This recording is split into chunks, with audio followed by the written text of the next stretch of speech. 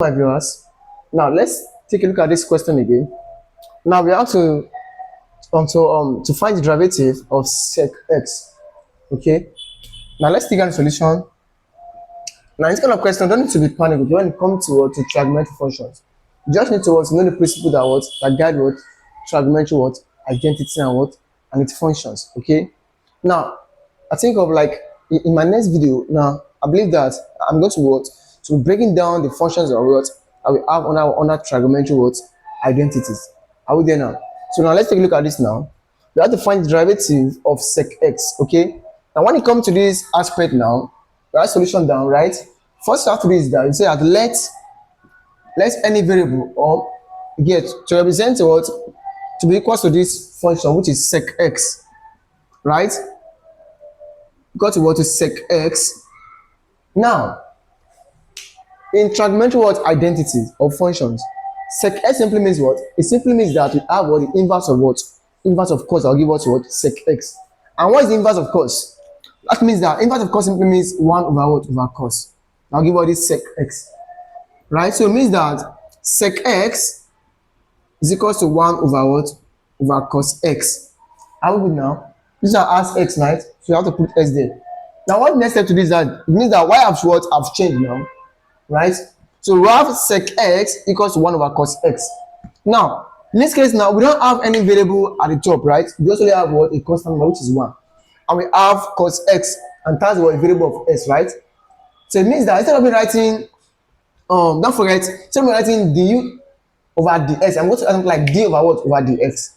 Okay, because we only have only one variable there, right? Good. So now let's take the first one. I'm going to say that u now be equals to u, it's carry 1, right? No, we have and yv carries cos x. Now are we good now? So now applying it now to get to get du and to get d over du, right? And also to get to get d over over let's say I want to get d over over d, or we can actually use to get dv over dx. Okay, so depend on what I fit you. So let's take the first one here now. So I'm going to have, since I don't have any variable, I'm going to use d. Let's use d over over du. Okay, then equals to what? Now when differentiate for, now listen, when differentiate for any constant number because is 0. Okay, we're going to have 0 in this place now. And also it's not much that you put a d over du there, okay, because is a constant terms. Okay, so just send it to 0, but just know that this one be our now, our v. Okay, so that now what next one is to get this one now. I'm going to use what now? Dv over over dx.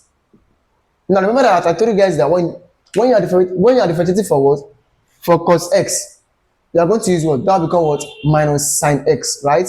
Why sine x give us cos x? Okay, when solving for for cos x, cos give us minus sine x. So I'm going to have minus sine x, so that will be minus sine x in this place. Okay, now let's apply the formula now. Let's go. So we have dy over dx, we have v du dx minus u dv dx over v square. Are we good? Nice. This formula is it's not something that's very hard. Just with let's say that with consistency you can actually memorize formula in your cerebrum. Okay, so don't cram it. So let's go now. So we have dy dx equals to, what's our v now? Our v is is cos x. So let's put it there, become cos x here, times what's our du dx. Let's check it out. So now du dx, now we have it as, okay, that should be du dx, abi? That is du over dx, because now be d over dx rather. It will become, it not be du dx again, because this one does not have like doesn't have any variable. So it become d over over dx. Are we good now? So I take it as is 0. This one be as 0 because it does not have any variable. Then minus, what is our u? Our u is is 1. We have 1 here, put in bracket, then times, what is our dv dx? Let's check it out. That's minus sine x. So we have it as minus sine x, then over, what's our v? Our v should be cos x, right? So we have cos x, then we have all to the power of 2. Okay, So we have the y dx, the y dx equals to, this will give us 0. So will give us what? Plus sine what? X over cos x all squared means cos x times cos s, right? Will give us what? Cos square x.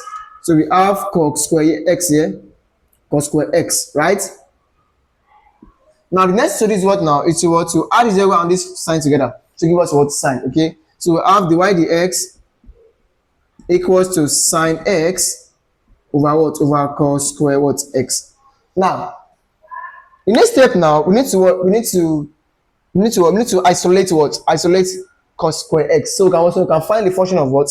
Of each steps. Okay, so let's say that we have sine x over cos x means what? Cos x times cos x. Now give us this one here, isn't it? Very good. So now I'm going to have sine x over cos x, right? Times, you are trying to what? To split them into two places, times what? 1 over what? Cos x.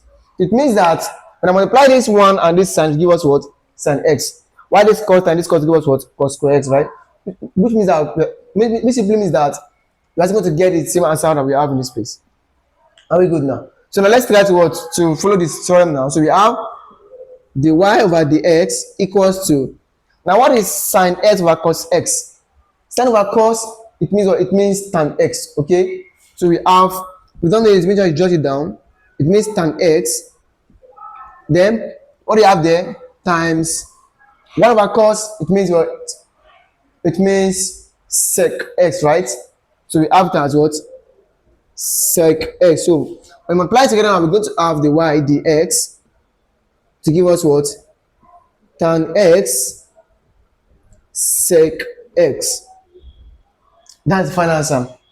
So I hope you enjoyed this class. So don't forget to like the video, share and comment. Thank you.